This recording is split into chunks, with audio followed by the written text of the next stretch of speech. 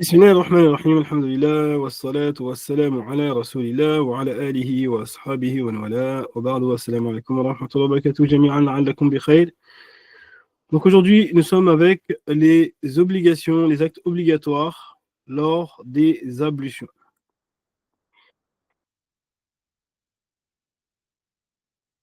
Donc, comme on avait déjà plusieurs fois expliqué, nous nous basons sur les explications toujours de l'épître de Khalil, donc en particulier sur les explications de l'imam ad-Dardir et aussi de l'Hattab, Hachatu al-Sawi et aussi ad-Dussuqi.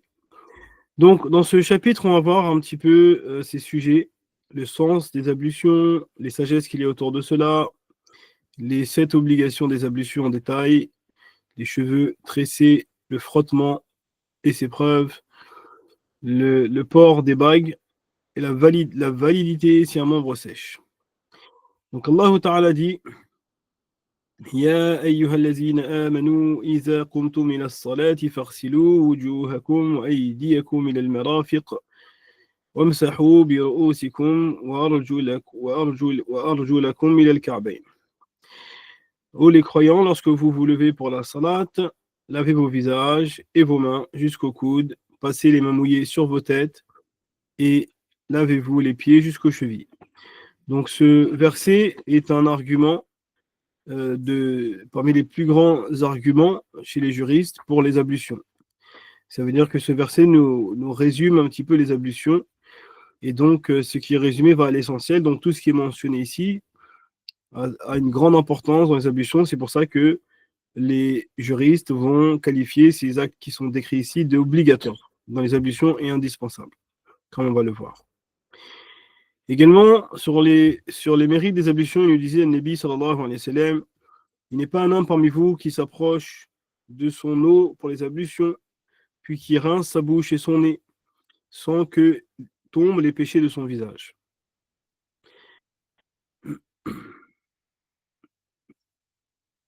Sans que tombent les péchés de son visage, de sa bouche et de son nez. Puis ensuite, lorsqu'il lave son visage, comme Allah lui a ordonné, les péchés de son visage tombent des extrémités de sa barbe. Ensuite, lorsqu'il lave ses mains jusqu'au coude, les péchés de ses mains tombent de ses phalanges avec l'eau. Ensuite, lorsqu'il frotte sa tête, les péchés de sa tête tombent de l'extrémité de ses cheveux avec l'eau. Ensuite, quand il lave ses pieds jusqu'aux chevilles, les péchés de ses pieds tombent de ses phalanges avec l'eau. Donc voilà, donc on voit beaucoup de bienfaits, beaucoup de mérites à faire correctement les ablutions. On a un autre récit où, donc ce récit est donc un argument, encore une fois, parmi les plus importants dans ce chapitre, où on a le calife Othman ibn Affan, parmi les califes bien guidés, qui avait effectué les ablutions et donc avait enseigné ainsi la manière dont il voyait le prophète sallam faire. Donc il nous dit, donc le rapporteur, j'ai vu Othman accomplir les ablutions et verser sur ses 2 mains de l'eau 3 fois, et laver, puis rincer sa bouche, inspirer l'eau de son nez, puis laver son visage 3 fois, puis il a lavé sa main droite jusqu'au coude 3 fois, ensuite la main gauche, pareil, ensuite il a frotté sa tête, et ensuite il a lavé son pied droit 3 fois, et ensuite le gauche 3 fois, pareil. Et ensuite il a dit, j'ai vu le messager d'Allah sallallahu alayhi wa sallam accomplir les ablutions comme je viens de les effectuer. Et ensuite il a dit, celui qui accomplit les ablutions comme je viens de le faire, puis prie 2 unités de prière, sans se parler en son fort intérieur, alors ses péchés passés lui seront pardonnés. Mashallah. Donc celui qui fait correctement les ablutions, eh bien, il verra, Inch'Allah, que ce sera une cause pour laquelle Allah Ta'ala pardonne ses fautes. Donc ainsi, quand on dit al-wudu, le terme que vous entendez souvent, al-wudu, donc on traduit par les ablutions, donc en arabe on dit al-wudu et on dit al-wadu. Al-wudu, c'est donc ça représente les actes des ablutions, et le wadu, ça représente l'eau des ablutions. Donc vous voyez que la langue arabe c'est très riche et subtil, mashallah. Donc il nous dit l'imam al-Hattab, rahimahullah, parmi les grands savants malikites et parmi ceux qui ont expliqué donc le Khalil, il nous dit que les ablutions désignent une purification de certains membres du corps avec de l'eau. Et certains disent que ces membres ont été désignés pour la purification de l'âme, car ils sont à l'origine des péchés.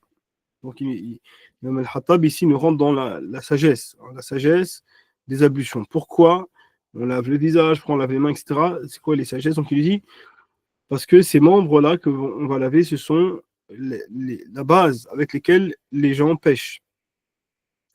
Il dit, par exemple, notre père Adam, alayhi salam, a écouté la suggestion de Satan de ses oreilles. Il a regardé l'arbre de ses yeux, il a utilisé ses pieds pour marcher jusqu'à l'arbre, puis il a utilisé ses mains pour prendre le fruit défendu. Il l'a senti de son nez, puis il l'a mangé de sa bouche et a touché les feuilles de sa tête. Donc voilà, donc magnifique interprétation de l'imam ici qui nous montre des sagesses pour lesquelles on lave tous ces membres-là lors des ablutions. Donc ainsi, il y a à retenir 7 actes obligatoires dans les ablutions. Quand on dit obligatoire, ça veut dire que c'est indispensable.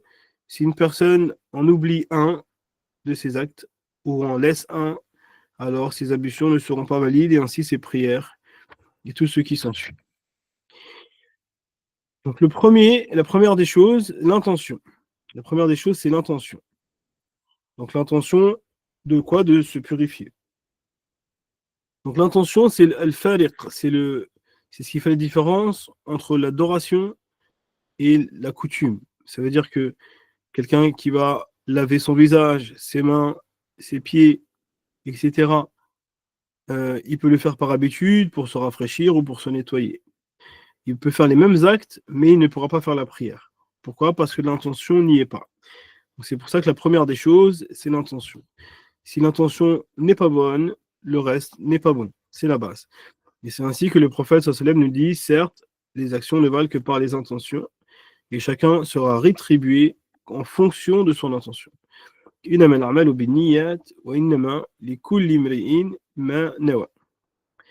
Donc l'intention, elle doit être présente au début des ablutions.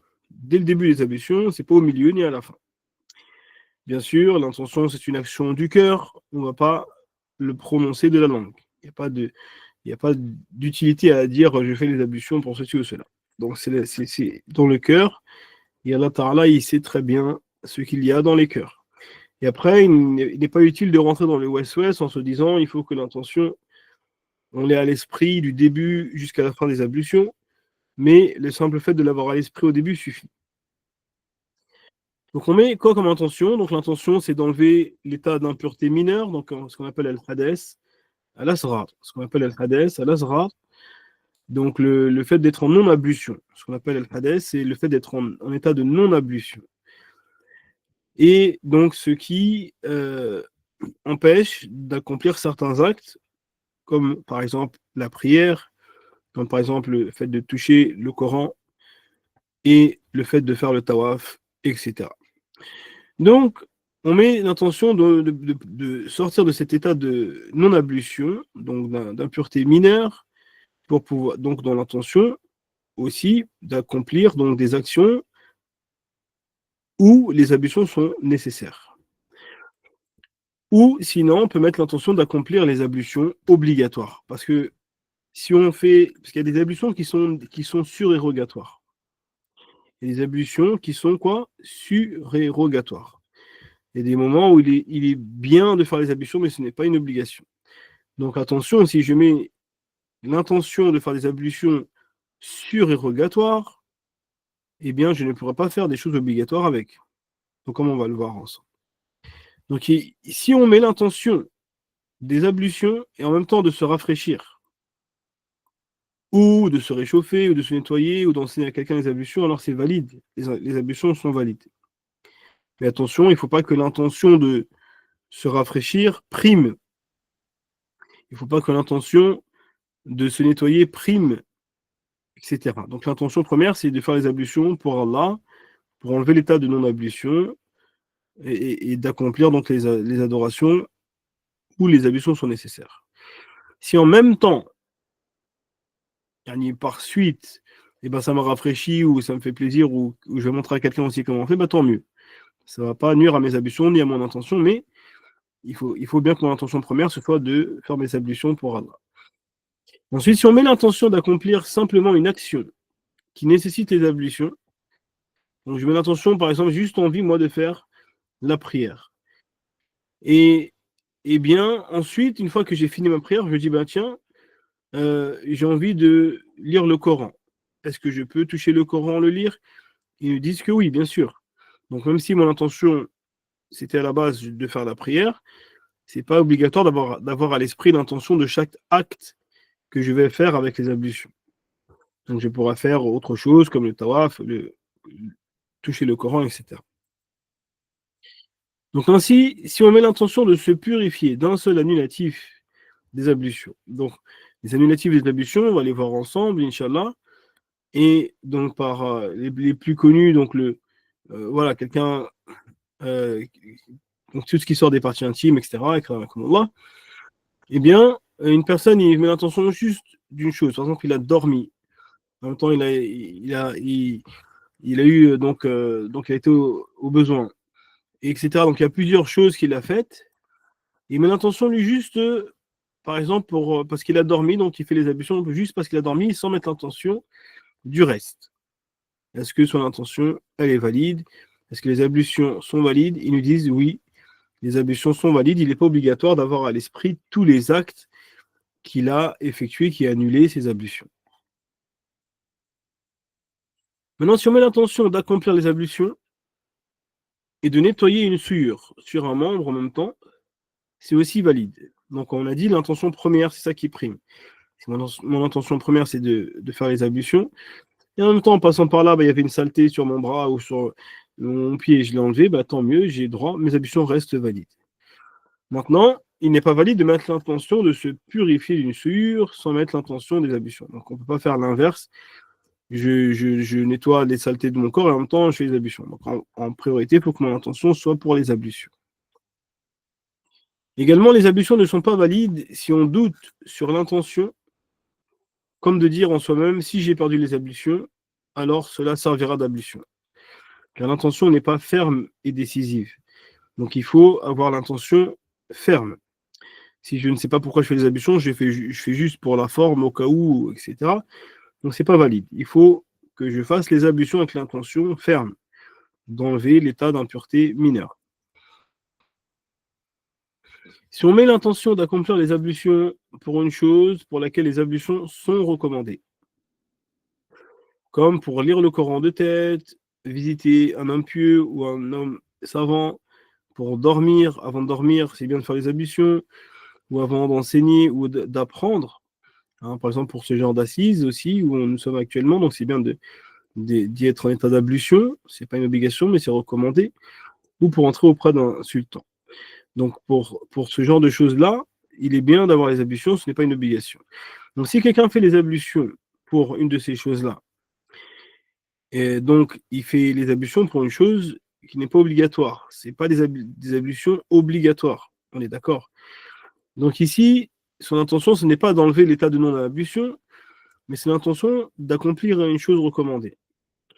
Donc ici, il faudra faire attention parce que ces ablutions ne lui permettront pas donc de faire des choses où les ablutions sont obligatoires, comme la prière, ou le tawaf, ou toucher le Coran.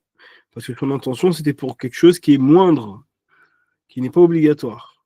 Et donc, la chose qui n'est pas obligatoire ne peut pas prendre la place d'une chose obligatoire. Donc, si on avait l'intention de faire une chose obligatoire, on peut faire des choses surérogatoires.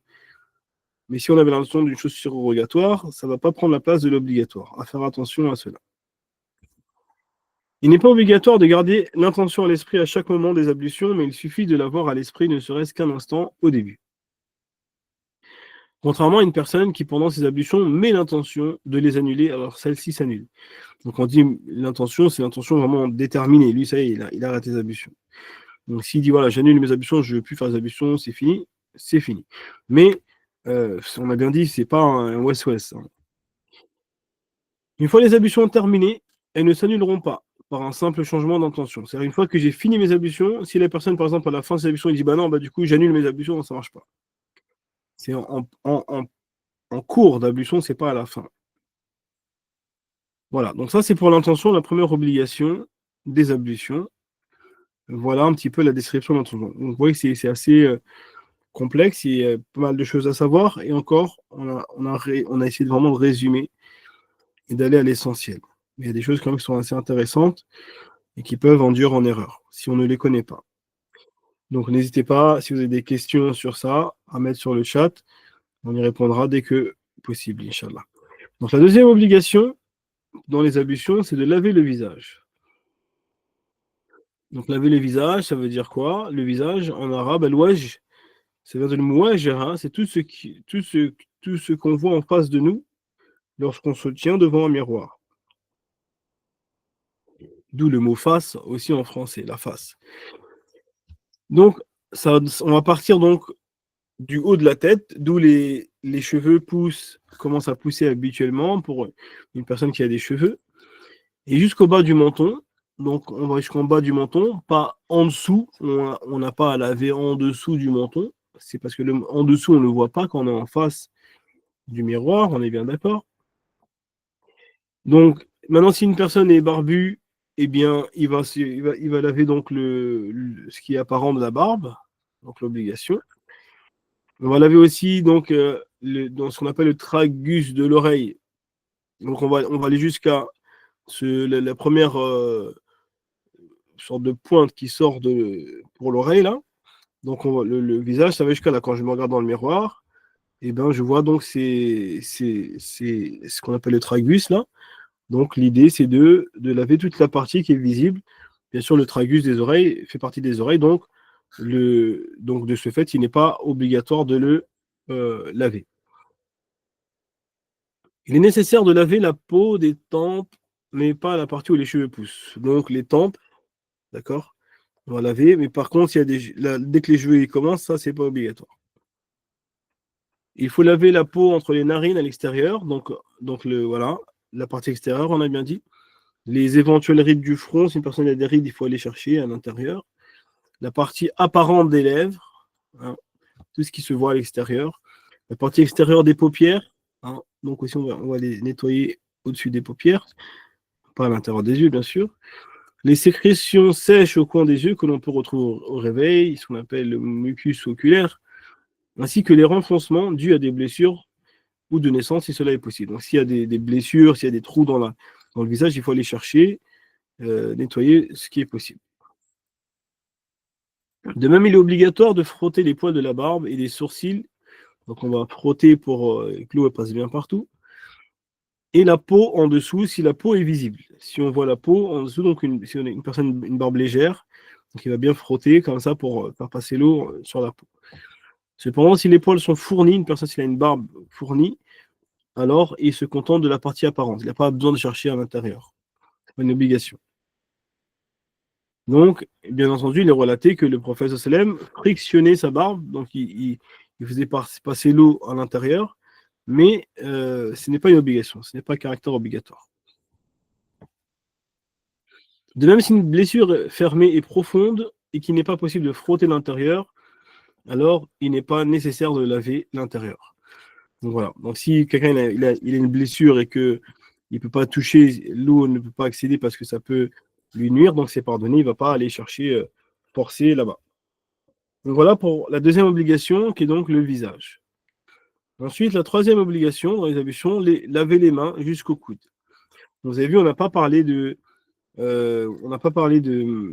donc de laver les mains 3 fois au début jusqu'au poignet. On n'a pas parlé de 3 fois. On n'a pas parlé de laver la bouche. On n'a pas parlé de laver le nez. Donc d'inspirer l'eau du nez. Tout ça, pourquoi? Parce que ce ne sont pas des actes obligatoires lors des ablutions.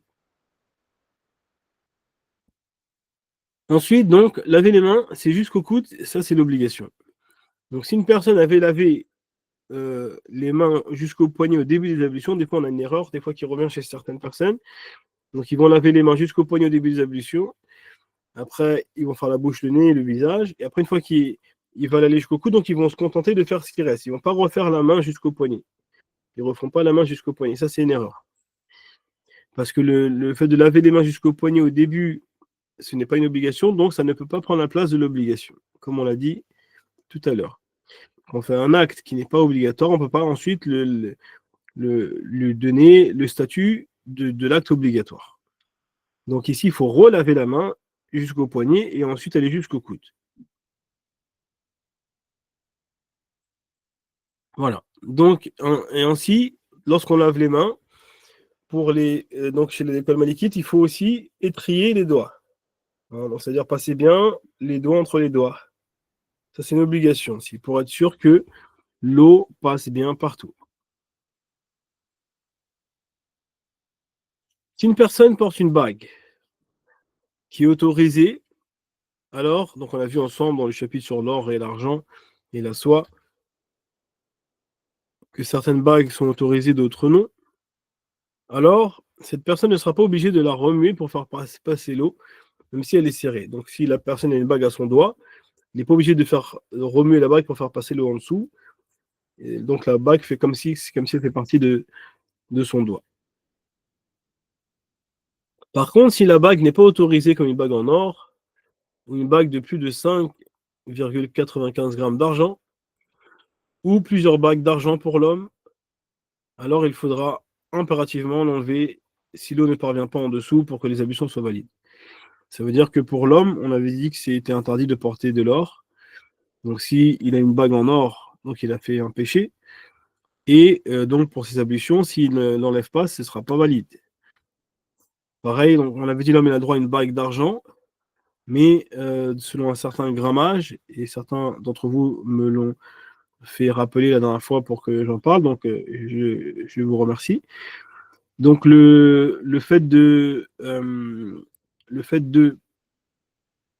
donc le grammage qui a été défini qui est rapporté dans le Mudawana de l'imam Malik, donc ça donne à peu près aujourd'hui 5,95 grammes, c'est un peu moins de 6 grammes quoi, d'argent. Donc ça veut dire une bague d'argent qui serait plus lourde que ça ne serait pas licite pour l'école malikite, selon l'avis connu. Et donc il faudra absolument l'enlever pour les ablutions. Et ensuite, on a aussi une personne qui porte plusieurs bagues d'argent, un homme, hein, on parle. Donc c'est interdit pour l'homme d'avoir plusieurs bagues d'argent. Donc là, il faudra les enlever pour les ablutions. Ensuite, il faut retirer tout ce qui fait obstacle entre l'eau et la peau. Donc si une personne, par exemple, il a fait de la peinture, qu'il a de la peinture sur ses doigts, sur ses mains, sur ses bras, il faut impérativement l'enlever. Sans ça, les ablutions ne pourront pas être validées. Pareil, donc si c'est du vernis pour les femmes, on a pas mal de sœurs, malheureusement, qui, par ignorance, font ça. Donc elles vont faire les ablutions. Les ablutions ne seront pas valides et ainsi les prières non plus. Donc à faire très attention. Donc il faut que l'eau parvienne aux ongles. Et il ne doit pas y avoir d'obstacle. Pareil pour d'autres produits comme la cire ou autre, quoi qu'il en soit, il faudra enlever tout ce qui fait obstacle à l'eau. Exception faite des crèmes ou des produits qui sont absorbés par la peau. Dès l'instant où ça rentre dans la peau, donc ça y est, l'eau elle va quand même parvenir à la peau, donc ça passe. Donc ils disent par exemple le hanna, donc c'est absorbé par la peau, donc ça fait pas un obstacle. Il n'y a pas de structure. C'est ça la différence, c'est qu'on n'a pas de structure physique. Si une personne a une partie de la main manquante, alors il devra laver la partie restante jusqu'au coude. Donc voilà, Allah, si une personne il a le bras coupé ou autre et qu'il lui reste un bout de bras, donc il faut qu'il lave quand même ce qui lui reste de son bras tant que ça dépasse du coude. Maintenant, s'il ne reste que le coude, alors il va laver juste le coude. Si par exemple il est coupé au coude et qu'il reste son coude, donc il lave quand même le coude. Et s'il n'a plus de coude, bah, ça y est, donc l'obligation est finie. Il n'a pas besoin de laver quoi que ce soit. Ensuite, euh, la quatrième obligation, c'est donc de frotter avec les mains légèrement humidifier la tête. Donc on dit frotter, donc parce qu'on n'a pas trouvé de mots plus adaptés. Certains disent essuyer, mais bon, ça me parle pas trop. Donc, donc entièrement de l'endroit d'où poussent les cheveux habituellement jusqu'à la nuque, en frottant les cheveux sur les tempes, ainsi que la peau au-dessus des oreilles, et les cheveux qui descendent, même s'ils sont très longs. Donc attention, il faut aller jusqu'en bas des cheveux. Donc on va aller chercher bien donc tous les cheveux, on va bien englober tous les cheveux. La peau aussi qui est juste au-dessus des oreilles, donc ça va dire quand on met le pouce là, ça va passer sur la peau aussi. Et on va aller chercher en bas des cheveux pour la personne qui a des cheveux longs. On ne s'arrête pas à la nuque. chez donc l'école malikite. Donc on a entre autres parmi les récits qui ont été relatés sur cela. J'ai vu le prophète sallallahu alayhi wa sallam lors des ablutions frotter sa tête par devant et par derrière, ainsi que ses tempes et ses oreilles une fois.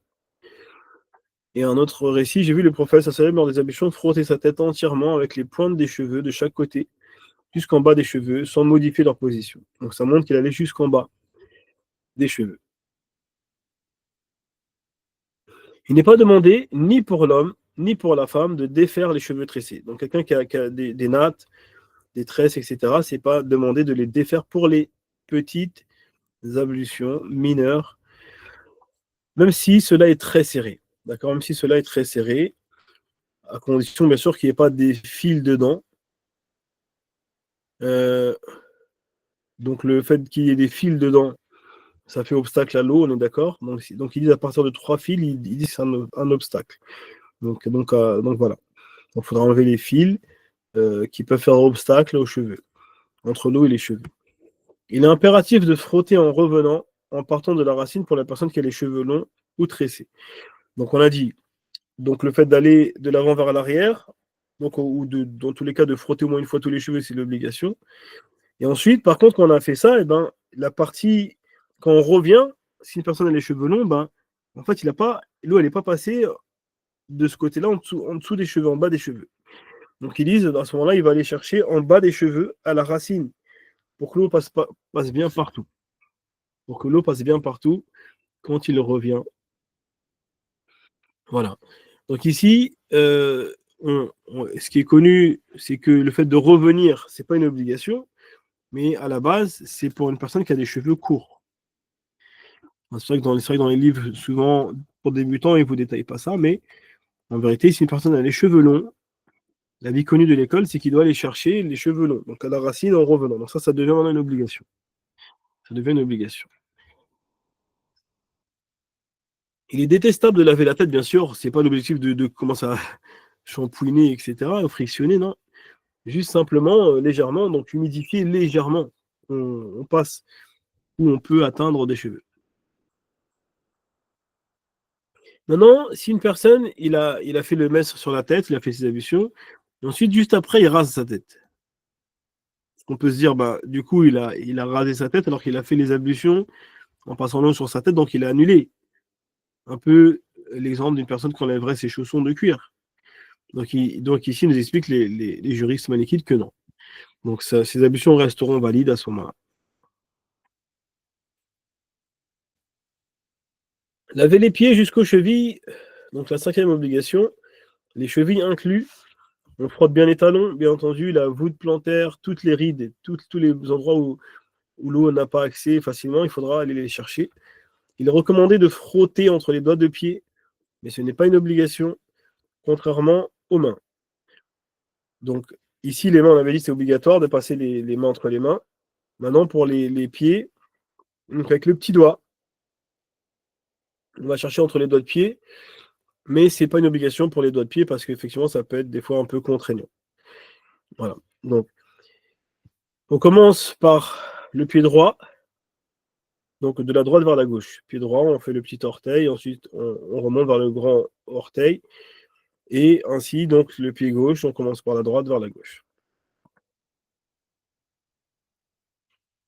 Donc, même principe pour les cheveux, on avait dit si la personne ensuite se rase la tête, il ne perd pas ses ablutions. Donc, même principe pour les pieds, si juste après avoir lavé les pieds, il coupe ses ongles, il ne perd pas ses ablutions. Donc, un récit relaté nous dit qu'un homme a fait les ablutions et a laissé la place d'un ongle sec, c'est-à-dire que l'eau n'est pas parvenue à cet endroit. Et lorsque le prophète Sassam l'a vu, il a vu qu'il y avait un petit espace sec qui n'avait pas été touché par l'eau. Il a dit retourne et fais bien les ablutions. Donc, c'est-à-dire qu'il faut bien aller chercher partout, pas laisser un endroit sec, même un petit endroit.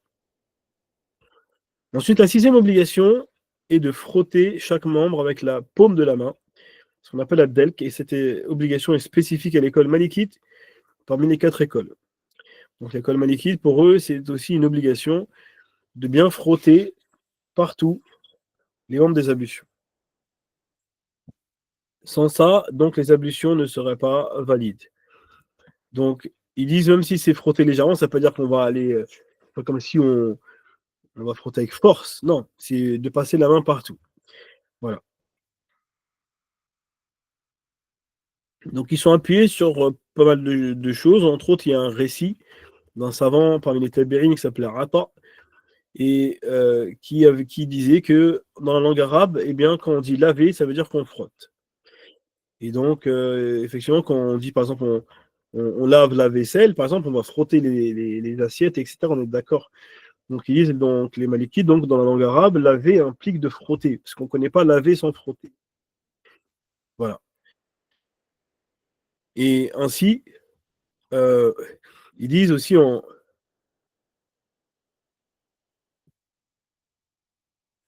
ils disent en relation avec les ablutions sèches, donc pareil, on dit, donc aussi on frotte le visage et on frotte les mains, donc ça montre que la base c'est de frotter. Voilà, il ne suffit pas de faire tomber par exemple de la terre sur les mains ou sur le visage, par exemple. Donc ils disent donc ainsi, c'est le même principe pour les ablutions avec l'eau. Et enfin, la dernière obligation, donc ne pas laisser de coupure entre les actes des ablutions, bien faire les actes des ablutions à la suite. Donc, donc ça, c'est un point de divergence dans l'école. Donc certains, ils ne voient pas que c'est une obligation, mais l'avis connu, ou le plus connu, c'est que c'est une obligation. Et donc, c'est quoi la nuance? C'est que, euh, eh bien, il ne faut pas que les membres aient le temps de sécher. Si on a commencé les ablutions, il faut qu'on puisse faire arriver jusqu'au pied, jusqu'à la fin, avant que, par exemple, le visage ait séché. Donc, on parle bien d'une personne qui se trouve dans un endroit où la température est normale. C'est pas dès qu'il se mouille, il sèche tout de suite. Mais voilà, donc quelque chose de normal. Donc, un temps pas trop chaud et pas trop froid, etc. Voilà. Donc, ici, donc, ils sont basés sur le fait que, également, le prophète Sam avait vu une personne qui avait prié et il y avait sur son pied un espace d'un dirham qui n'a pas été mouillé. Et le prophète Sam lui avait ordonné de recommencer les ablutions. Donc il a dit de recommencer depuis le début. Donc ça montre que donc c'est obligatoire de faire tout à la suite. Sinon, il aurait juste dit, bah t'as vu, il te manque un petit endroit où l'eau n'est pas passée. Donc juste lave cet endroit et c'est bon. Donc le fait qu'il ait dit de recommencer les ablutions, donc c'est l'argument pour dire que si on a fait donc une coupure au point que les membres ont séché ou certains membres ont séché, alors il faut recommencer. Donc ainsi, si une personne oublie donc cette chose-là, ça veut dire que il a lavé le visage, il a lavé les mains. Après, quand il a commencé à discuter avec ses camarades. Et ensuite, il est revenu, il a fait la tête et les pieds alors qu'il a séché. Ou si une personne, il est pas capable, il n'a pas la possibilité parce qu'il a du mal sa mobilité est réduite, ou il est dans un endroit où il y a pas d'eau accessible, c'est très difficile d'accéder à l'eau ou autre.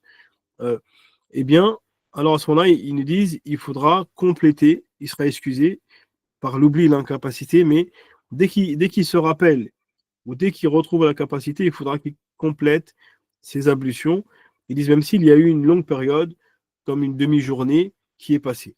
Donc il n'aura pas besoin de renouveler l'intention, il repart sur les mêmes ablutions que les premières. Et il reprend d'où il s'est arrêté. Donc c'est aussi ce qu'ils disent, par exemple, pour la personne qui a mis les chaussons de cuir. Et, et euh,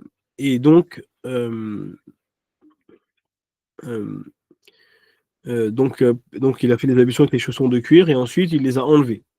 Donc il dit à ce moment-là, s'il lave ses pieds tout de suite, eh bien ses ablutions restent valides parce que ça revient dans ce principe-là. Donc il était comme dans l'incapacité de laver ses pieds du fait qu'il y avait les chaussons de cuir. Et là, il a retrouvé la capacité de laver les pieds, donc il a lavé tout de suite et donc ses ablutions resteront valides. Voilà. Donc il nous dit parmi les exemples d'incapacité, par exemple une personne qui avait préparé de l'eau pour les ablutions et ensuite quelqu'un a renversé l'eau. Donc l'eau est tombée, donc du coup il n'a pas pu finir. Il n'a pas trouvé de l'eau tout de suite pour remplacer, donc il a été chercher de l'eau. Le temps qu'il a cherché de l'eau, il a séché, donc c'est pas grave, il reprend d'où il s'est arrêté parce qu'il est excusé. Dans le fait où c'est indépendant de sa volonté. Voilà. Ensuite, si une personne oublie un membre des ablutions, puis s'en rappelle avant que les autres sèchent, alors il est recommandé qu'il reprenne ses ablutions à partir du membre oublié, en respectant l'ordre de lavage afin de pratiquer la sunna de laver les membres dans l'ordre. Donc ici, voilà, donc le fait de faire donc les membres des ablutions dans l'ordre, aussi c'est un sujet de discussion chez les malikites, mais ça reste très important. Et maintenant, si quelqu'un s'est trompé dans l'ordre et qu'il se rappelle pendant les ablutions, alors il essaie de reprendre d'où il s'est trompé, où il a oublié, et il finit ses ablutions sur cela.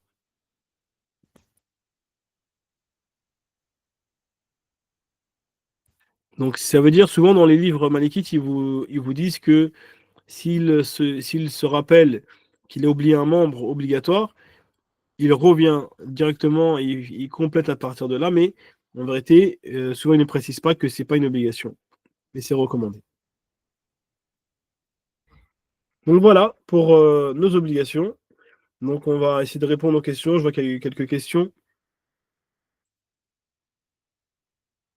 Alors,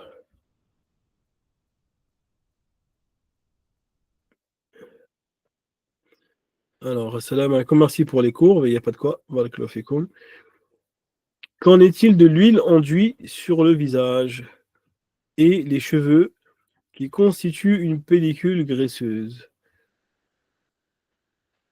Donc voilà, donc si c'est juste léger, c'est comme les crèmes par exemple, une personne met un peu d'huile sur sa peau, sur ses cheveux, mais ça reste léger, donc les cheveux absorbent et la peau absorbe au point que on ne sent pas vraiment de structure. Quand l'eau, on nettoie avec de l'eau, par exemple, quand on met l'eau des ablutions, ben, on sent directement la peau, il n'y a pas la structure huileuse, alors les ablutions resteront valides. Mais si, euh, par contre, on sent vraiment qu'il y a une structure et que l'eau, elle ne passe pas, alors il faudra absolument l'enlever ou il faudra prendre des précautions pour les ablutions. Donc, donc LSQ, je suppose que c'est lorsque on se lève un peu tardivement et qu'on veut utiliser les ablutions pour faire des prières surérogatoires et obligatoires, alors on doit juste le préciser dans notre intention. Donc là, je n'ai pas bien compris. Alors, si on se lève un peu tardivement et qu'on veut utiliser les ablutions pour des prières, alors on doit juste le préciser pour notre intention. Donc voilà, dans tous les cas, l'intention, c'est ça, c'est que je fais bien les ablutions pour quelque chose, donc c'est ça l'intention. Donc je fais les ablutions pour faire une prière obligatoire, une prière surrogatoire ou autre. Donc selon l'intention, ça peut avoir des incidences.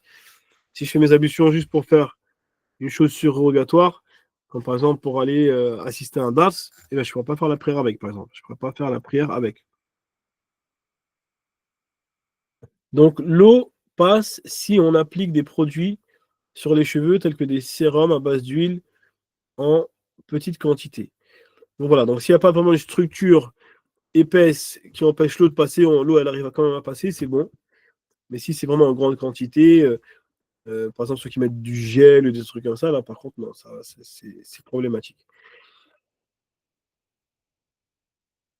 Qu'en est-il des vernis halal sur lesquels on peut faire les ablutions sans le retirer? Donc, je ne vois pas bien.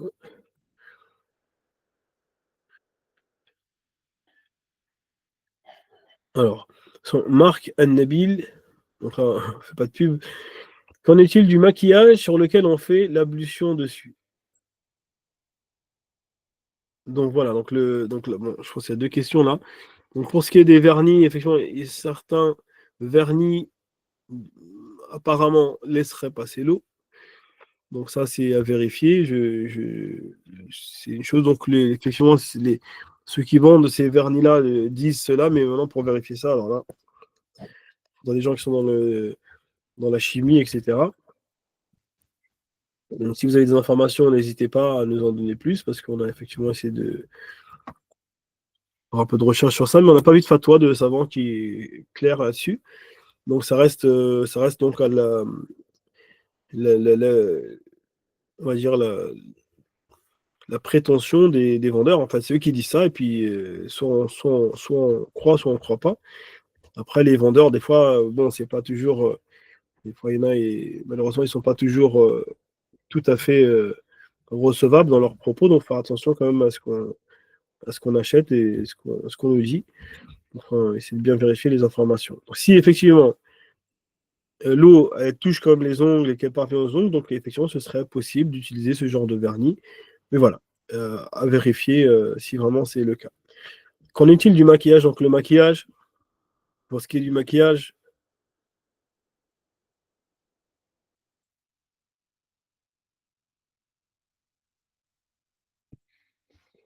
bien entendu, le maquillage, ça a une structure, donc pareil. Hein, donc, si la personne met du maquillage et que ça empêche l'eau d'arriver à la peau, ben ça empêche les ablutions.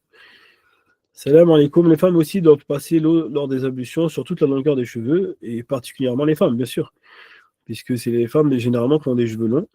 Donc c'est le même statut pour les hommes et pour les femmes. Salam alaikum. Est-ce qu'il y a une tolérance concernant ce qui obstrue l'eau? Par exemple, une tache de peinture de la taille d'une pièce d'1 centime, non, il n'y a pas de tolérance. Il n'y a pas de tolérance. Ici, c'est pas comme pour le sang qu'on avait vu, la taille du dirham barli. Donc, pour les ablutions, il n'y a pas de tolérance. Qu'on a vu les hadiths qui parlent de même la taille d'un ongle, d'un petit ongle, et ben, il faudra quand même laver cette partie-là. Donc, alhamdoulilah, pour la peinture, aujourd'hui, on a plein de produits qui permettent d'en l'enlever assez efficacement et rapidement. Donc c'est pas une chose qui est contraignante, Inch'Allah. Assalamu alaikum. Est-ce que le fait de toucher juste un peu des cheveux avec l'eau, pas jusqu'aux pointes, lorsque l'on porte le foulard, par exemple, est autorisé par une autre école, ou est-ce une erreur? Donc là, nous sommes ici réunis pour étudier l'école malikite. Et donc voilà, donc pour l'école malikite, c'est ainsi. Après, effectivement, dans les d'autres écoles, il y a d'autres avis sur la question. Effectivement, donc les chaférites, par exemple, autorisent juste de toucher 3 cheveux, et c'est valide pour eux. Les hanbalites, ils font le mesr au-dessus du khimar, par exemple. Donc ça peut être des facilités pour la femme, effectivement, qui est à l'extérieur.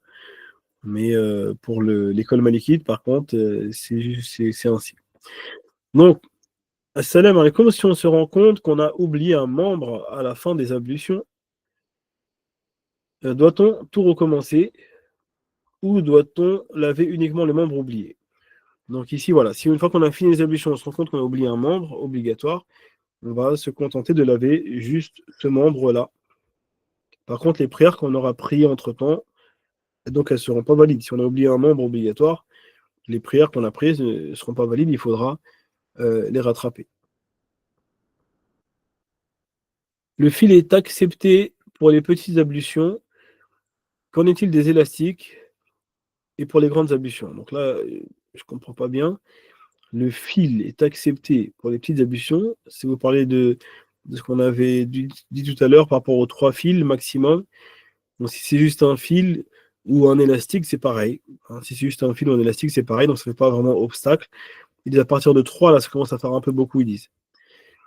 Par contre, pour les grandes ablutions, il faut laver au maximum les cheveux. Voilà. Même si c'est des tresses, etc.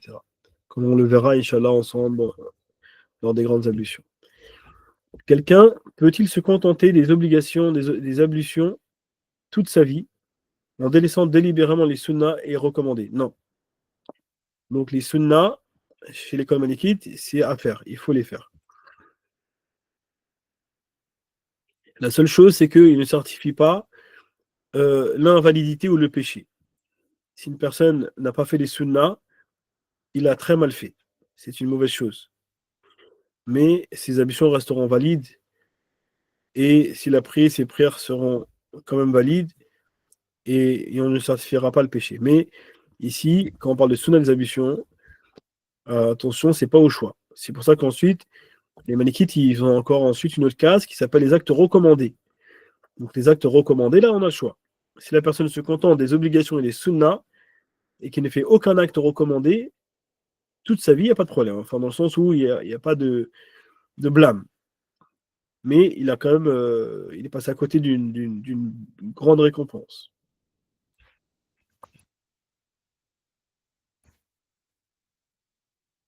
Alors, salam alaikum, dans les rapports avec son épouse, qu'est-ce qui annule les ablutions? Exemple, enlacer, embrasser, annule-t-il les ablutions, sinon quel est le jugement, etc. Donc les annulatifs des ablutions arrivent, Inch'Allah. Donc là, on vient de rentrer dans le chapitre des ablutions. Donc on commence par le début, les obligations, les sunnas, ensuite les actes recommandés, ensuite les actes détestables, ensuite on va voir les annulatifs dans le détail, Inch'Allah. Mais pour répondre simplement à cette question, donc effectivement, le fait de les contacts physiques, c'est-à-dire câlins, caresses entre époux, ça annule les ablutions. Ainsi que le bisou, dans la majorité des cas, comme on le verra, Inch'Allah. Donc il faut la personne qui a les ablutions, il ne peut pas faire ces choses-là, sinon il perd ses ablutions. Quelle eau utilise la victime du mauvais œil? Celle qui tombe des ablutions de l'auteur ou l'eau qui reste du récipient des ablutions. Donc, ici, effectivement, donc ce qui est du mauvais œil, on avait un compagnon qui s'appelait Sahl ibn Hunayf, qui avait été touché par le mauvais œil, il s'était évanoui, et par un autre compagnon qui s'appelait Amir ibn Rabi'a. Et c'est donc ensuite le prophète Sam avait demandé à Amir ibn Rabi'a de faire les ablutions dans un récipient. Ça veut dire qu'ils ont récolté l'eau qui tombait de ces ablutions dans un récipient. Donc, c'est-à-dire qu'une fois qu'il a passé l'eau sur ses membres, et bien récupéré l'eau qui coulait de ses membres. Et avec cette eau-là qu'ils ont récupérée, ils ont ensuite passé sur la tête de la personne qui était évanouie et sur sa nuque. Et cependant, il s'est relevé aussitôt. Donc c'est bien l'eau qui a été utilisée et pas l'eau qui reste. Assalamu alaikum pour les barakallahu fikoum pour les cours. Wa fikoum. J'ai déjà entendu parler du fait d'essuyer par-dessus le hijab pour une femme. Cela a-t-il un fondement religieux? Donc ça c'est Hanbalite. C'est un fondement religieux, donc c'est relaté de Salama entre autres. Qui disait que les femmes faisaient cela au temps du prophète, sallallahu alayhi wa sallam. Bien que, bien entendu, les Malikites ont des fondements un peu particuliers, du moins, en tout cas, même la majorité des écoles n'ont pas pris ce statut en compte parce que du fait que ce soit un avis isolé de Salama et que ça n'a pas été relaté en abondance, alors que c'est une chose que les femmes ont énormément besoin, si c'était vraiment à faire. Donc, comment ça se fait qu'il n'y a que elle, par exemple, qui rapporte cela? Donc, voilà, sur plein de. Ils disent qu'il y a un bénéfice de doute. Et donc, pour eux, donc, ils préfèrent éviter. Non, les Hanbalites, ils ont dit d'un sens où c'est sahih. Pour nous, ça passe. Donc voilà, c'est un avis. Donc ça, ce sera par exemple pour une personne, on va dire, qui serait dans un endroit où c'est impossible de faire ses ablutions correctement et de faire sa prière dans les temps et qu'il n'y a pas d'autre solution, effectivement. Dans ce type de cas-là, yani, pourquoi pas la rigueur, mieux que de ne pas faire la prière du tout ou de. Allahu Alam. Donc ensuite, assalamu alaikum, j'espère que vous allez bien, je suppose. Barakallahu fikoum. Ça va, alhamdoulilah. J'espère que vous aussi. J'aimerais savoir si on commence à laver les mains jusqu'au coude et qu'on ne prend pas assez d'eau pour laver tout le membre, faut-il reprendre de l'eau ou on peut utiliser le deuxième ou troisième lavage? Non. Si on a commencé à laver un membre et qu'il n'est pas fini, et qu'ensuite on reprend de l'eau, l'eau qu'on a repris, ça reste la première fois le premier lavage. C'est compté comme le premier lavage, pas comme le deuxième. Donc si la personne il se dit en faisant le deuxième, ça va compléter le premier, ça ne marche pas. Le deuxième, c'est à part, le troisième, c'est à part. Chaque lavage est à part. Salam alaikum. La femme doit-elle retirer son élastique des cheveux? Donc si c'est juste un élastique, non, c'est pas obligatoire. Il y a des cols comme la glu qui est difficilement retirable de la peau et qui constitue une couche épaisse avec la peau. Donc voilà, donc faut faire attention quand on utilise ce genre de produit-là, donc parce que effectivement ça peut poser des problèmes pour les ablutions. Donc soit travailler avec des gants, soit voilà, prendre des précautions. Et vraiment, si malgré tout on est arrivé à un point où on n'arrive pas à en enlever, que c'est dans le fait accompli, que la prière est arrivée, que le temps va se terminer, qu'on n'a pas d'autre solution, là, effectivement, bah, là, on va prier de la manière dont on va faire les ablutions de notre capacité, puis le tayammum pour la partie qui n'est pas accessible, par exemple. Si on a oublié un membre non obligatoire, doit-on refaire ses ablutions? Non, non, pas du tout. Donc, si on a oublié un membre qui n'est pas obligatoire, on ne fait pas les ablutions. Assalamu alaikum. Peut-on faire le mesh, même à la maison, ayant les conditions requises, avoir les ablutions avant de mettre les chaussettes? Donc, on a parlé plusieurs fois des chaussettes. Hein, chez les Malikites, ça passe pas les chaussettes. D'accord? Il n'y a pas de messe sur les chaussettes. Alors, je ne sais pas si vous avez entendu, il y a récemment une fatwa d'un savant malikite contemporain, Cheikh Mauloud Sariri. Il a carrément dit, celui qui vous dit de faire le messe sur les chaussettes, il a dit, vous ne priez pas derrière lui. Je ne sais pas si vous imaginez à ce point-là. Donc, c'est les messes sur les chaussettes, beaucoup banalisent, mais c'est l'avis d'aucune école, en fait. Les chefs seuls autorisent les messes sur les chaussettes, mais pas les chaussettes qu'on a aujourd'hui. Ce pas les chaussettes fines, mais des conditions qui ne sont pas réalisables dans les chaussettes qu'on a aujourd'hui, les chaussettes fines qu'on utilise nous actuellement. Donc, on évite les messes sur les chaussettes, on fait les messes sur les chaussons de cuir. Donc, c'est pas contraignant, ça coûte 2, 3, 4 euros, ça rentre dans les chaussures. Alhamdoulilah, il n'y a pas de problème. Donc, on essaie de faire l'effort pour préserver nos prières, Inch'Allah. La ilaha illallah Muhammad Rasulullah. Donc, est-ce qu'on peut faire le mestre à la maison si on a des problèmes au genou? Donc, si par exemple quelqu'un il a mis les chaussons en cuir, il a l'habitude de mettre les chaussons en cuir, et qu'ensuite il est à la maison, on peut faire le mestre dessus, bien sûr, sans aucun problème.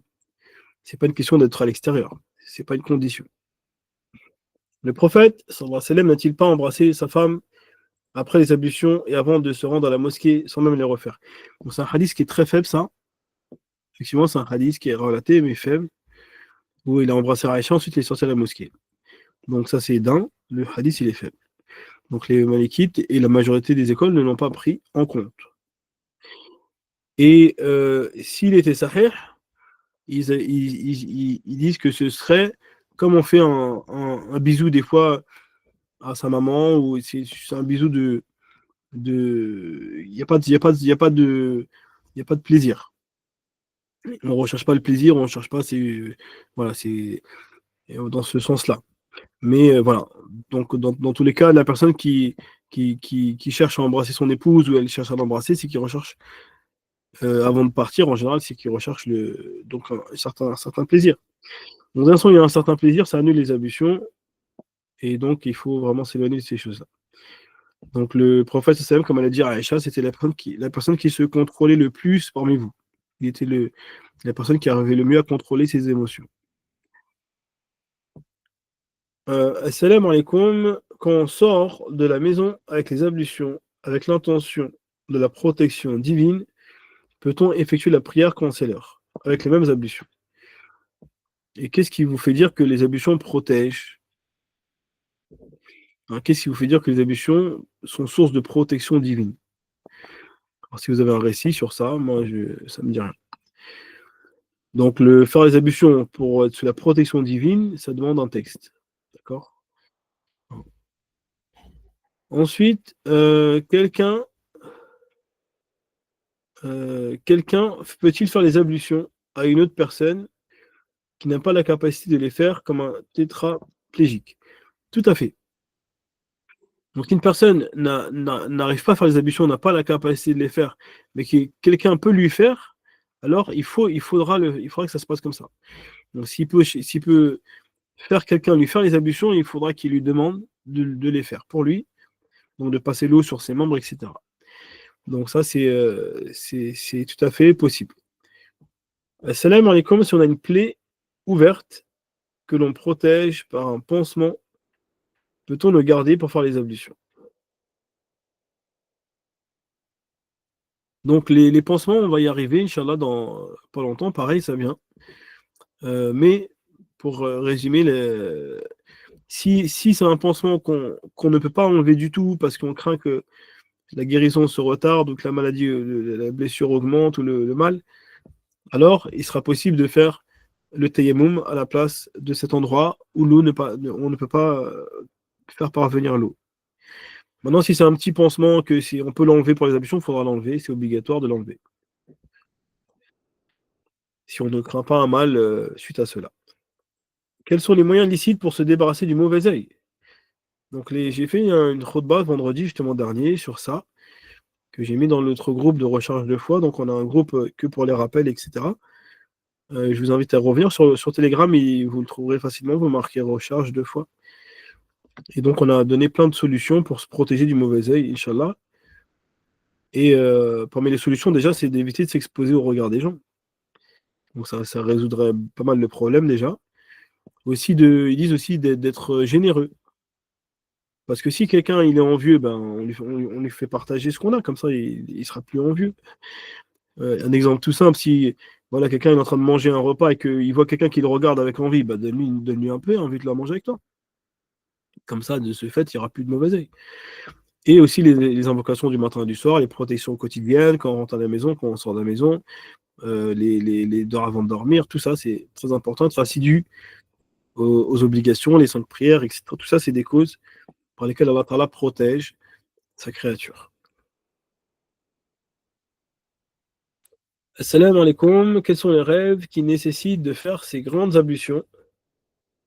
Euh, Quel est le motif exact? Les rêves. Donc les grandes ablutions, donc ça arrive dans les chapitres prochains, Inch'Allah. Euh,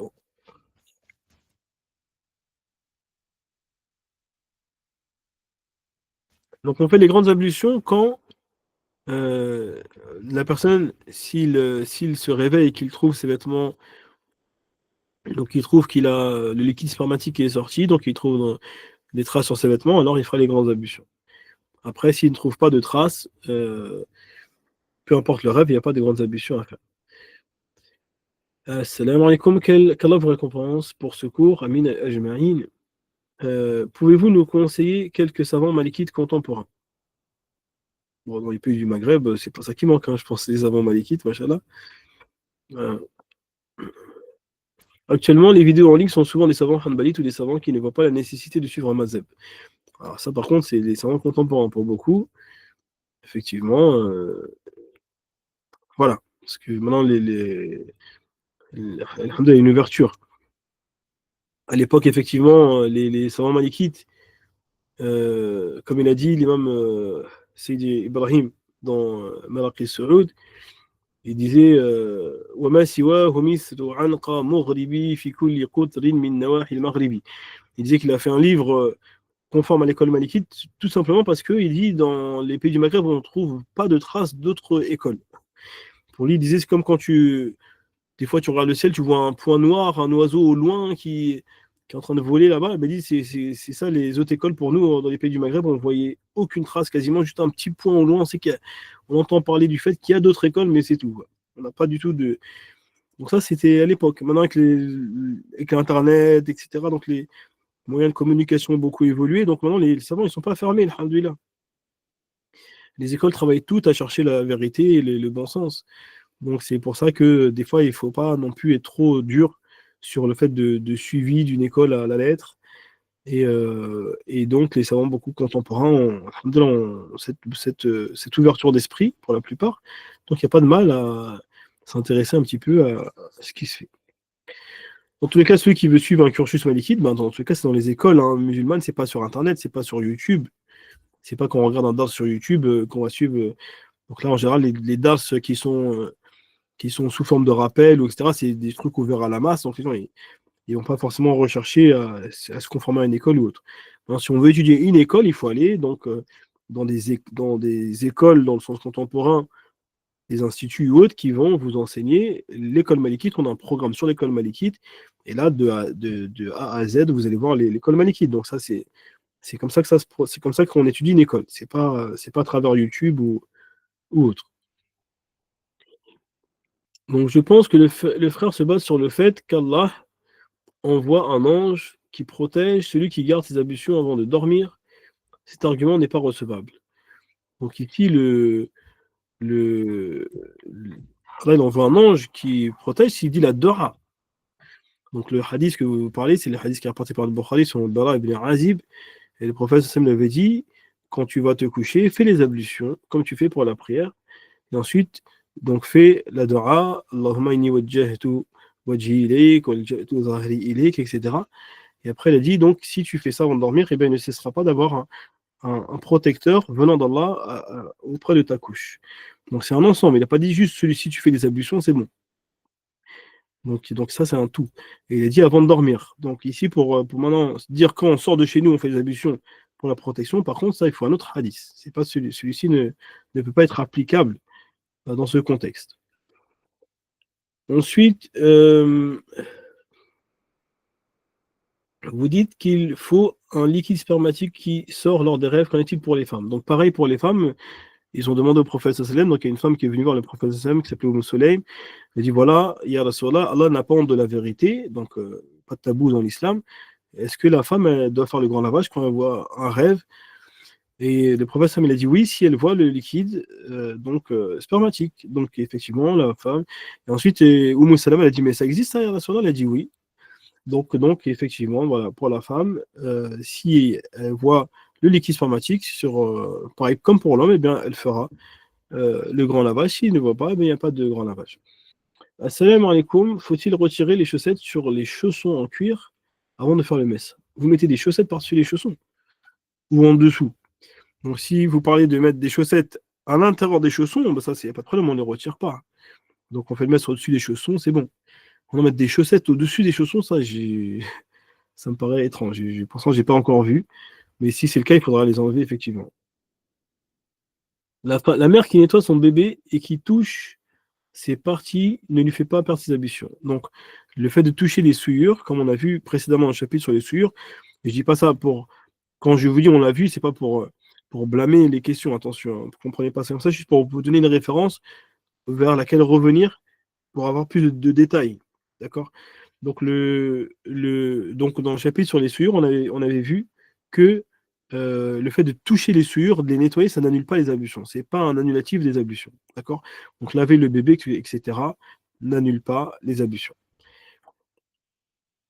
Donc, si vous parlez du fait de toucher les parties intimes aussi, effectivement, pour l'homme, de toucher ses parties annule les ablutions. Mais là, quand c'est pour le bébé, il dit que ça n'annule pas les ablutions. Ça n'annule pas les ablutions. Parce qu'il n'y a pas il y a pas le sens. Donc, le prophète Sam, quand il avait parlé de l'annulatif de toucher ses parties, il parlait de l'homme qui touche ses propres parties à lui.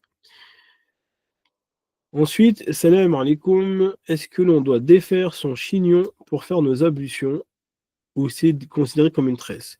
Donc non, le chignon n'est pas à défaire. Si une femme a un chignon ou autre, il n'y a pas de problème, elle peut faire les ablutions par-dessus, contrairement au grand lavage où il faudra le défaire. Vous dites qu'il faut un liquide spermatique qui sort lors des rêves. Qu'en est-il pour les femmes? Même si lors du rêve, il y a eu un plaisir, son liquide visible au réveil. Donc, vous avez posé la question plus haut, il me semble. Donc,